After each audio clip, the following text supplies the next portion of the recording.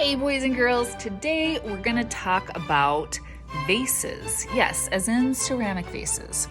And so I do a lesson with my students basically touching on symmetry by making a vase, and then we make these beautiful origami flowers, paper folded flowers that go with it.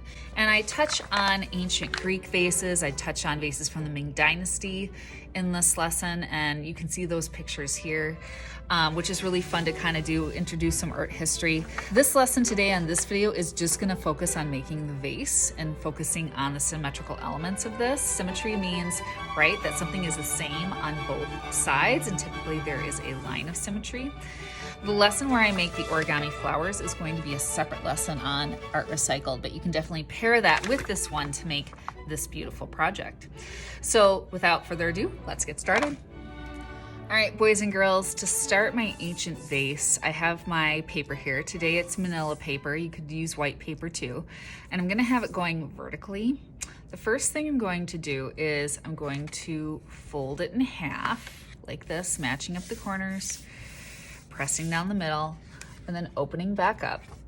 And then this part I find to be helpful doing in pencil first, but if you wanna use your blue drawing tool, that's okay. I'm gonna draw the top of my vase. Basically, I'm imagining what half of my vase is going to look like, because you see this fold here? This is going to act as my line of symmetry to get the vase to look the same on both sides when I cut it out. So I'm going to draw half of what I want the vase to look like. I'm gonna make sure I go almost all the way to the other side, the open edge here. Notice I'm drawing out of the folded side, so the side where the paper is bent, and then I'm almost going all the way over to the open side, the opposite side. Because if I only draw this to about here, what's gonna happen is my vase is gonna be really skinny, and I'm not gonna have much room to make my designs.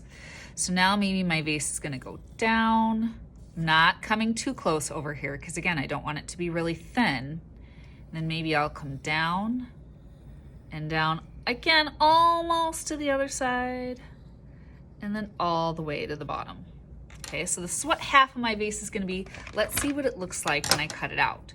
Now I'm gonna cut on the pencil line and cut through both pieces of paper.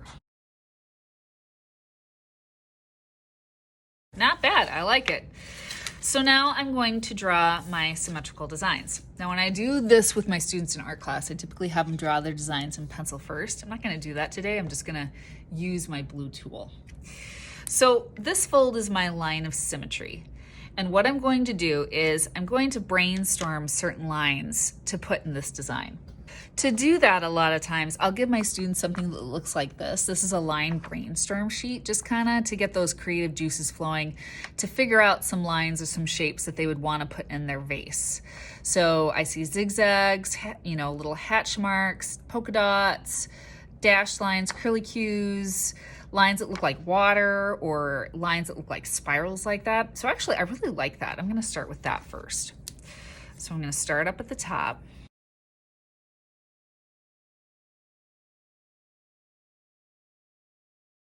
Now the thing about symmetry is I'm trying to get these all to look the same, right? But you know what? It's really hard to make it perfect, so don't worry if it's not exactly perfect. Now, I have 4 of these on this side. I'm gonna try to get 4 on this side. Oh, and see, I just made a mistake there. I'm gonna leave it. If I don't mention it, I bet nobody's gonna notice. All right, so there we go. We have my first line, right? Maybe my second one, I'm gonna do plus marks. Now maybe I'm gonna do something a bit bigger. I'm gonna touch my line of symmetry, go up.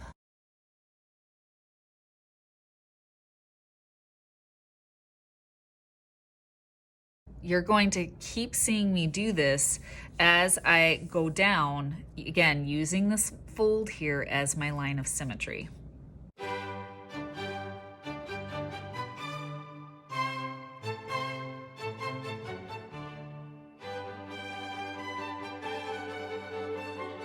Now, boys and girls, I've filled this with lines, but lines aren't the only thing you can do. You can also add shapes. So typically, I'll have students draw this all out with pencil, and then I'll have them go over it with their blue drawing tool, probably a blue Sharpie. But then I always tell them, if you want to, now is where you can add shapes in and color those in with your blue tool if you want. So maybe I'm gonna add some flowers here.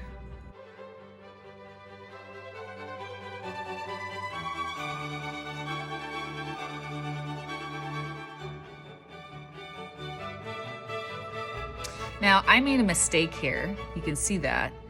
And because I'm drawing with Sharpie, yeah, I kind of can't fix that, right? And sometimes my students, when they make a mistake like that and it's a permanent tool or they can't, undo it, they get really upset. Well, instead of getting upset about it, what I'm gonna do is I'm just gonna try to maybe add another set of that on this side so it looks like it somewhat matches, because I know the goal is being symmetrical. So again, if you don't mention it, nobody's probably gonna know. You just try to make it as symmetrical as you can, maybe by adding something, and then you move on. It's all good.